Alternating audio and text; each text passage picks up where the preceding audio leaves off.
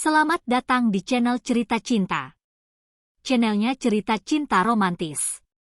Disclaimer. Cerita ini hanya fiktif.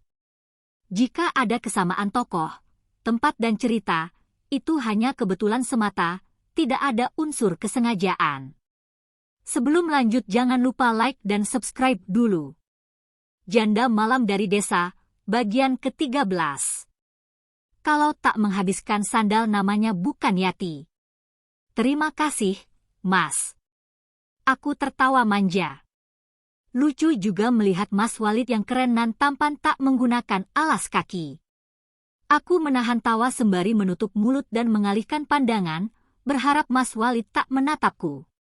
Ternyata tiba-tiba dari belakang dia menggetok pelan kepalaku. Kamu menertawai aku, ya? Awas, ya?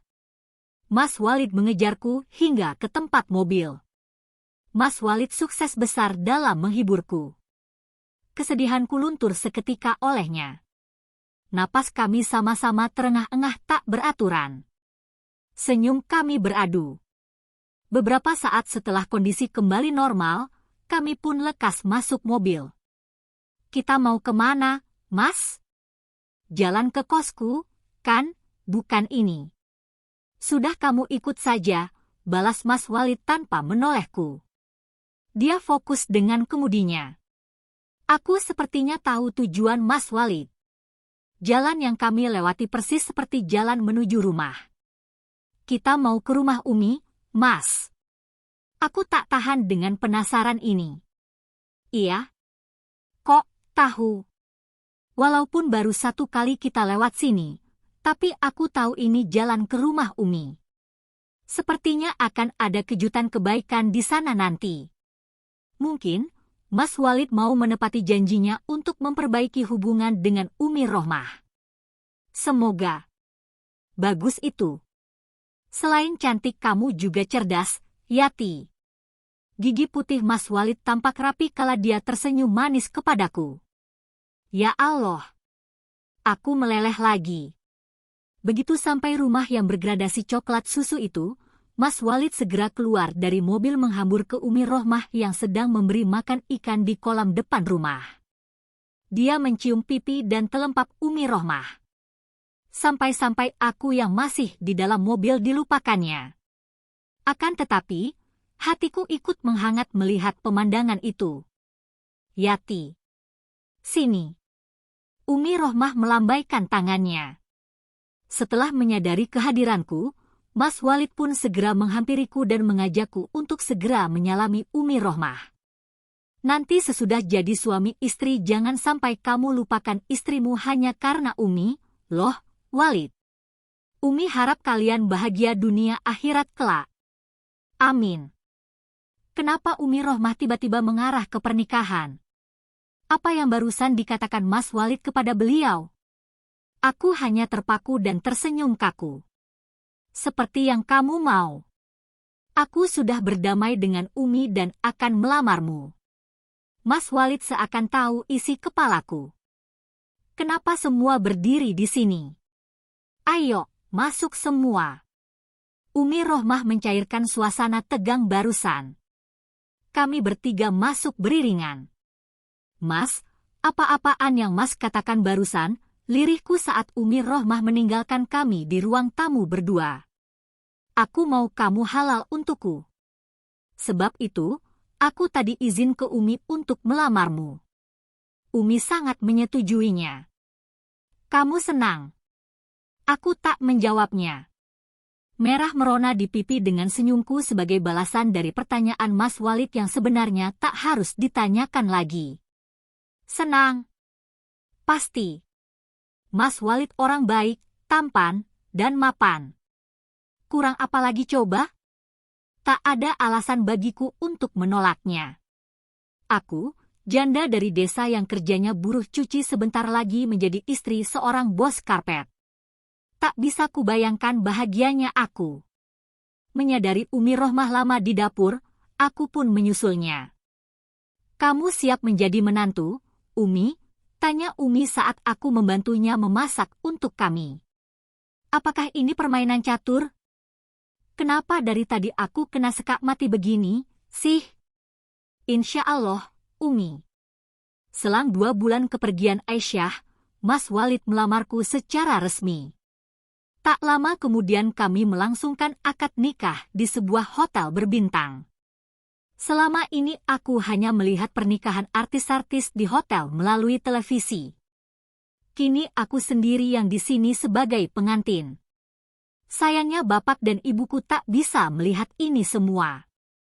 Semoga beliau berdua bahagia di alam sana.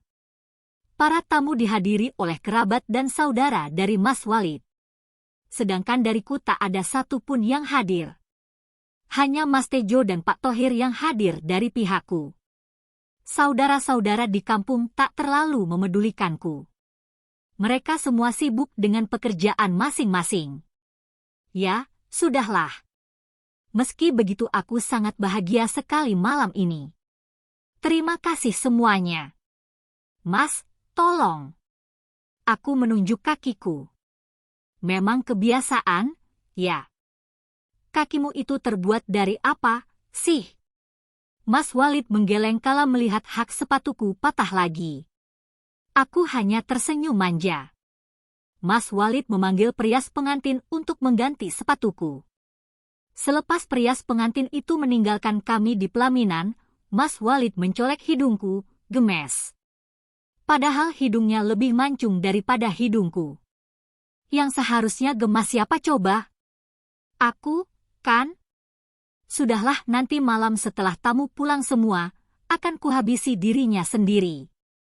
Secara, aku yang berstatus sebagai janda lebih berpengalaman daripada dirinya.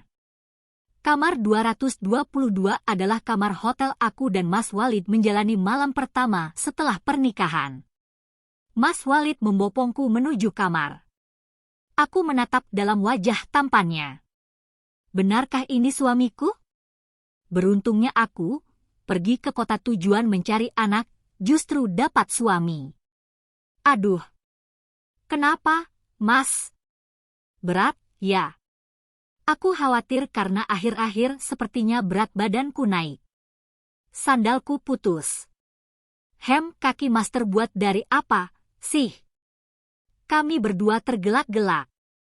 Perkataan Mas Walid tadi aku ulangi. Beruntungnya suasana sudah sepi. Tak ada orang yang mendengar kami. Mas Walid pun memilih untuk membopongku tanpa alas kaki. Mas Walid membuka pintu nomor 222 dengan aku masih di gendongannya. Kemudian, dia menutup pintu kamar menggunakan kakinya.